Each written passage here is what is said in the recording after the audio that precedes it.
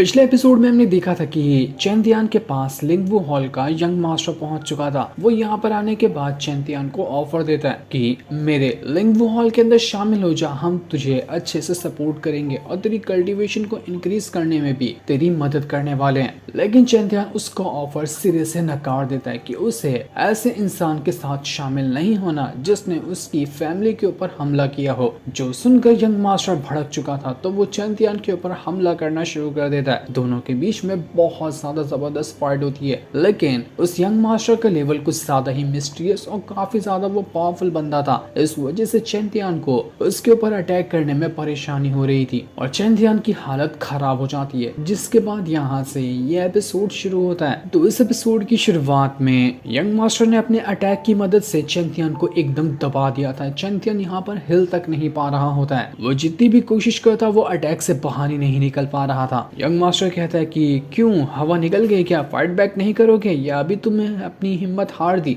मुझे लगा था यार तुम स्ट्रॉन्ग हो गए, लेकिन तुमने मेरी उम्मीदों पे पानी फेर दिया। तुम्हें पता है 4 साल पहले ना मैं एक बंदे से मिला था, उसने भविष्यवाणी करके बताया था कि 4 साल बाद मेरा काल बनकर एक इंसान आएगा जो मेरी जान लेगा। मुझे लग रहा था ना कि वो इंसान तुम ही होगे, जो तुम मुझे यहाँ पर मारने के लिए आए होगे, लेकिन तुम तो ऐसे ही अपनी हार मान चुके हो जैसे कि तुम्हारे पास कोई पावर ही नहीं, तुम तो मेरे सामने टिक ही नहीं पा रहे। तो जान लेना तो बहुत दूर की बात है, शायद वो इंसान कोई और होगा जिसकी भविष्यवाणी की गई थी और तुम वो इंसान हो ही नहीं, तो तुम्हें जिंदा रहने का कोई मतलब ही नहीं है। तो चैंतियान मरने के लिए रेडी हो जाओ। जैसे वो चैंतियान के ऊपर अटैक कर रहा था, चैंतियान पूरी जान लगाकर अपना स्वॉर्ड की मदद से एक खतरनाक वाला स्लैश अटैक उसके ऊपर कर देता है ताकि इससे यंग मास्टर की हालत खराब हो जाए। लेकिन फिर भी कोई चांस नहीं था, यंग मास्टर को कुछ हुआ ही नहीं। ऐसा लग रहा था कि चैंतियान ने कुछ नहीं किया तो पक्का यंग मास्टर उसको जान से मार देगा। इसके बाद यंग मास्टर जो था वो अपनी टेक्निक को और ज्यादा स्ट्रॉन्ग बना देता है। पिछली बार से भी 10 गुना ज्यादा स्ट्रॉन्ग उसने बना दिया था,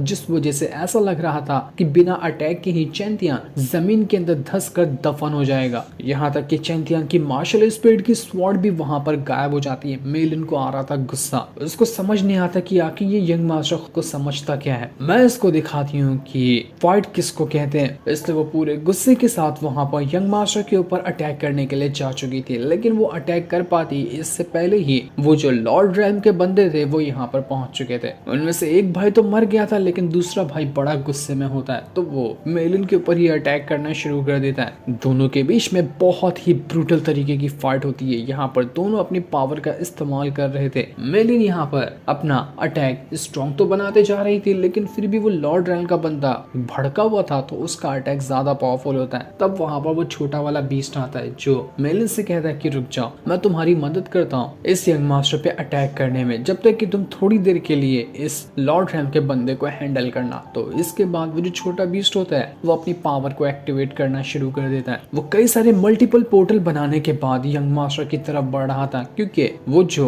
अटैक यहाँ पर यंग मास्टर ने किया था वो इतना स्ट्रॉन्ग था कि कोई चल तक नहीं सकता। तो बीस्ट बार बार पोर्टल बनाकर यंग मास्टर के करीब आ रहा था, लेकिन यंग मास्टर समझ जाता है बीस्ट की चाल, तो वो और ज्यादा पावरफुल अटैक छोटे बीस्ट के ऊपर कर देता है। वो उससे कहता है कि अच्छा बचकाने दिमाग लगा रहा था, अबे जब तू पैदा भी नहीं हुआ होगा ना तब से मैंने सारी टेक्निक सीख कर रखी है, तो फुट ले यहाँ से। छोटे बीस्ट के ऊपर अटैक होता हुआ देखकर बाकी जितने भी बीस्ट थे वो सभी यंग मास्टर के ऊपर अटैक करना शुरू कर देते हैं, लेकिन किसी के भी अटैक का कोई फायदा नहीं हो रहा था। मानो कि ये यंग मास्टर बहुत ही बवाल चीज है, ये जल्दी मरेगा ही नहीं। वो तो नहीं मरेगा लेकिन सबके सबको यहाँ पर मार डालेगा। चैंतियान के सब्र का बांध टूट चुका था कि बस बहुत हो गया, अब मैं और ज्यादा बर्दाश्त नहीं कर सकता। भूले से मुझे कुछ हो जाए मुझे उससे कोई फर्क नहीं पड़ता, लेकिन यहाँ पर मेरे दोस्त भी शामिल है, इनको बचाने के लिए मुझे वो करना ही पड़ेगा। इसके बाद चैंतियान पूरे गुस्से के साथ अपनी डीमन मार्शल स्पिरिट को समन करना शुरू कर देता है। वो कहता है कि मेरी डीमन मार्शल स्पिरिट बाहर आ जा, मुझे तेरी जरूरत है। जिस वजह से वहां पर एक बहुत ही जोर का धमाका होता है और धमाके के अंदर से डीमन मार्शल स्पिरिट बाहर आ चुकी थी। स्वॉर्ड एम्पायर ने चैंतियान से कहा था कि जब तक तुम्हारी जान खतरे में ना आ जाए ना तब तक के डीमन मार्शल स्पिरिट का इस्तेमाल नहीं करना, क्योंकि ये तुम्हारे भी कंट्रोल के बाहर जा सकती है। तो चैंतियान की जान यहाँ पर खतरे में थी, तभी उसने उसने इस टेक्निक का और अपनी डीमन मार्शल स्पिरिट को समन किया। जो भी अटैक यंग मास्टर का था, जिसकी मदद से वो सबको दबा रहा था, डीमन मार्शल स्पिरिट आते साथ ही वो अटैक डिस्ट्रॉय कर देती है। यंग मास्टर को समझ नहीं आ रहा था कि आखिर ये चीज क्या है। उसके चेहरे पे साफ साफ डर देखा जा सकता था। वो घबरा गया था कि अजीब सा डीमन कहां से आ गया, क्योंकि डीमन मार्शल स्पिरिट की शक्ल ही ऐसी है कि उसको देखकर कोई चैंपियन कहता है कि अरे तेरे तो तोते उड़ गए, बड़ा उछल के लंबी लंबी बातें कर रहा था, अब क्या हुआ, अब हवा निकल गई, मेरी डीमन मार्शल स्पिरिट को तो देखते साथ ही तो डर गया। यंग मास्टर कहता है कि बढ़िया, बहुत बढ़िया, तूने बहुत ही कमाल की चीज को बाहर निकाला, अब मजा आएगा ना तुझसे फाइट करने का। इसलिए वो एक बहुत ही स्ट्रॉन्ग वाला पंच रेडी करते हुए चैंतियान की तरफ ही बढ़ जाता है। लेकिन तब चैंतियान अपनी डीमन मार्शल स्पिरिट को खुद की बॉडी के साथ मर्ज कर लेता है। उसने ह्यूमन ट्रांसफॉर्मेशन टेक्निक का इस्तेमाल किया था, इस वजह से डीमन मार्शल स्पिरिट चैंतियान की बॉडी से जाकर मर्ज हो चुकी थी। और तब वो एक ही हाथ से यंग मास्टर को एकदम पकड़कर स्टॉप कर देता है। यंग मास्टर हिल तक नहीं पा रहा था। यंग मास्टर की फट के हाथ में आ जाती कि क्या हुआ तुझे, तू इतना स्ट्रॉन्ग कैसे बन गया अचानक में, तू इंसान है कि तू खुद ही अपनी मार्शल स्पिरिट, क्या है तेरे साथ, मुझे कुछ समझ नहीं आ रहा। चैंतियान कहते हैं कि समझने के लिए भी तेरे पास बहुत चीज है। इसके बाद चैंतियान इतना जीत के उसको पंच मारता है कि यंग मास्टर इतना दूर चला गया था कि पहाड़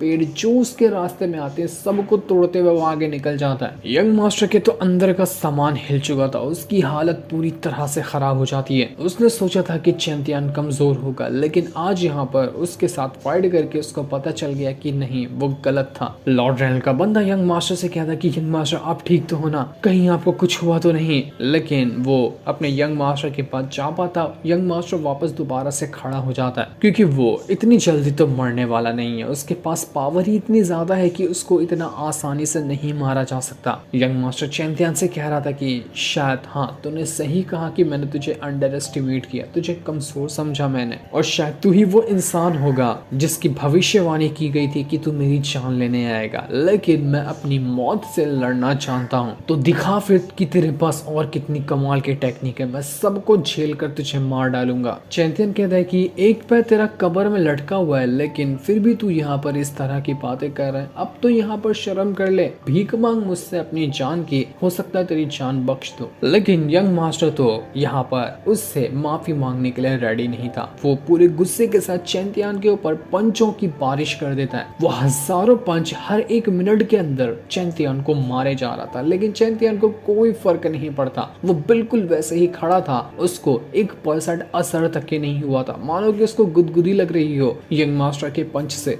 डीमन मार्शल स्पिरिट मर्ज करने की वजह से चैंतियान की कल्टीवेशन कुछ टाइम के लिए इतनी ज्यादा इंक्रीज हो चुकी थी कि वो लॉर्ड रेन के भी आगे पहुंच चुका हो समझो। पूरी डीमन मार्शल स्पिरिट की पावर चैंतियान के अंदर ही समा चुकी थी, जिसके बाद वो दोनों एक दूसरे के ऊपर अटैक करते हुए बहुत दूर आ जाते हैं। दोनों ने एक दूसरे को उठाकर वहां से बहुत दूर फेंक दिया था, लेकिन यंग मास्टर की अभी तक की हालत खराब नहीं हुई थी, उसके अंदर जान बाकी थी, और जब तक ये जान बाकी रहेगी तब तक कि वो शांत नहीं बैठेगा। तो वो दोबारा से यहाँ पर अपनी पावर को एक्टिवेट कर और अपनी स्वॉर्ड निकालकर एक बहुत ही खतरनाक अटैक वो सीधा चैंतियान के ऊपर ही कर देता है। लेकिन चैंतियान भी उसके इस अटैक को रोकने के लिए पूरी तरह से रेडी था। चैंतियान भी वहां पर अपना पंच रेडी करता है और पूरी ताकत के साथ एक घसीट के पंच सीधा यंग मास्टर को मार देता है। धमाका इतना तेज हुआ था, लेकिन पता नहीं चलता कि यहाँ पर किसकी जीत हुई और किसकी हार हुई। लेकिन जब थोड़ी देर बाद वहां का सारा धुआं हटता है तो चैंतियान और यंग मास्टर दोनों अभी तक के आमने सामने ही खड़े थे। चैंतियान को तो कोई चोट नहीं लगी थी, जो चोट लगती है वो डीमन मार्शल स्पिरिट की पावर की वजह से रिकवर हो जाती, लेकिन यंग मास्टर के अंदर का सामान हिल चुका था, उसके अंदर हिम्मत नहीं थी कि वो दोबारा खड़ा हो पाए, तो फाइट करना दूर की बात है। लॉर्ड रेनल का बंदा जल्दी से यंग मास्टर के पास आता है और उसको सहारा देने की कोशिश करता है। यंग मास्टर कह रहा था कि हार गया मैं, जिंदगी की पहली लड़ाई में हारा हूं। ये लड़ाई हारने की वजह से वो इतना गुस्सा था कि गुस्से में वो पागलों की तरह चिल्लाना शुरू कर देता है। वो चैंतियान से कहता है कि चैंतियान, तुझे खुश होना चाहिए कि मैं यहाँ पर तेरी तारीफ कर रहा हूँ, तू सबसे बेस्ट इंसान है जिससे मैंने अपनी जिंदगी में फाइट की हो, क्योंकि जिंदगी में पहली बार हारा हूँ मैं, वो भी तेरे सामने हारा, तो तू यही सुनकर खुश हो जा। चैंतियान यहाँ पर कुछ सोच समझ पाता कि तभी वहाँ का मौसम बदलने लग जाता है। एकदम काले बादल छा चुके थे और उन बादलों को चीरते हुए वहां पर आता है यंग मास्टर का फादर, जो बहुत ही ज्यादा गुस्सा गुस्से में आया हुआ था। वो यहाँ पर आने के बाद चैंतियन से कहता है कि क्या तू ही चैंतियन है? तो चैंतियन कहता है कि हाँ बिल्कुल मैं हूँ, तेरे बाप से मतलब है क्या? पूछ क्यों रहा तू मेरा नाम? तो यंग मास्टर का फादर कहता है कि तू चैंतियन है ना, तो इसका मतलब कि तेरे पास वो किताब होगी। तो ला फटाफट से वो किताब देते। वो चैंतियन के ऊपर इतना पावरफुल अटैक करता है कि चैंतियन अटैक को हैंडल ही नहीं कर पाता। पीछे से स्वॉर्ड एम्पायर आकर चैंतियन का सपोर्ट करता है और दोनों ने शील्ड बनाया था, तब जाकर थोड़ा थोड़ा अटैक वहां पर रुक पाता। लेकिन तब जो यंग मास्टर था वो अपने फादर को रोकते हुए कहता है कि फादर रुक जाइए, आप इसको नहीं मार सकते, इसको मारूंगा तो सिर्फ और सिर्फ मैं, और इसको मारने के बाद आपके कदमों में वो किताब लाकर दे दूंगा। बस आप मुझ पर भरोसा रखिए और मुझे थोड़ा सा टाइम दीजिए। अभी चैंतियन को जाने दो, मैं खुद यहाँ पर से जाऊंगा, ट्रेनिंग करके आऊंगा और उसके बाद इसको चैलेंज करूंगा। वादा करता हूँ कि आपको निराश नहीं करूंगा और उस टाइम मैं चैलेंज के दौरान मैं इस चैंतियन की जान ले लूंगा, प्लीज मुझे ये करने दीजिए। उसका फादर तो चाहता कि यहाँ पर चैंतियन को मार कर उससे वो किताब छीन ले, तो वो ये भी कर सकता था, लेकिन यंग मास्टर की वजह से वो रुक जाता है और वहां से रिटर्न चला जाता है ताकि बाद में यंग मास्टर खुद के बलबूते पर चैंतियन को हरा कर उससे वो किताब ले सके। यंग मास्टर चैंतियन से कहता है कि चैंतियन इस बार तो मैं तेरे सामने हार गया, लेकिन अगली बार जब मैं आऊंगा ना तब तेरी जान लेकर जाऊंगा। लेकिन चैंतियन कहता है कि तू अगली बार आ, या जितनी बार आना है तब तू आ सकता है, लेकिन अगली बार तुझे तेरा बाप भी बचाने के लिए नहीं आएगा। गुस्सा आया ना तो मैं तेरे बाप के साथ तुझे मार डालूंगा। तो ठीक है, मुझे तेरा चैलेंज एक्सेप्ट है, जब तू आना चाहता है ना मुझसे फाइट करने के लिए तब आ सकता है। दोनों का चैलेंज यहाँ पर लग चुका था, जो कि बहुत ही ज्यादा खतरनाक होगा। जो सीन दिखाते ही ये एपिसोड यहीं पर एंड हो जाता है। Thanks for watching.